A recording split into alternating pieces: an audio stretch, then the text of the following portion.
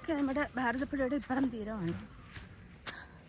ഈ തവനൂർ എന്ന് പറയുന്ന സ്ഥലമാണ്. ഇപ്പുറം എത്തുമ്പോഴേക്ക് തവനൂർ. ഇതെല്ലാം ഭാരതപ്പുഴ തന്നെയാണ്.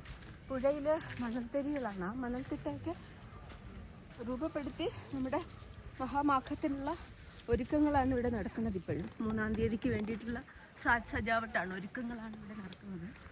ഇത് ഇക്കരക്കരയാണ് ബ്രഹ്മ ശിവ ക്ഷേത്രത്തിൻ്റെ തീരം, അതായത് തവനൂർ.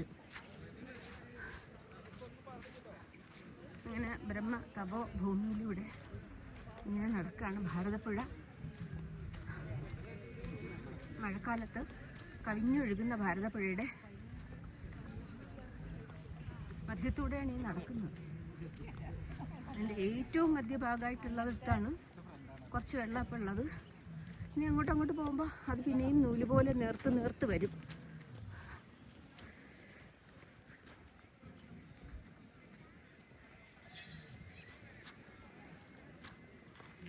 ഈ മണൽത്തിരികൾക്കൊക്കെ ഒരുപാട് കഥകൾ പറയാനുണ്ടാവും.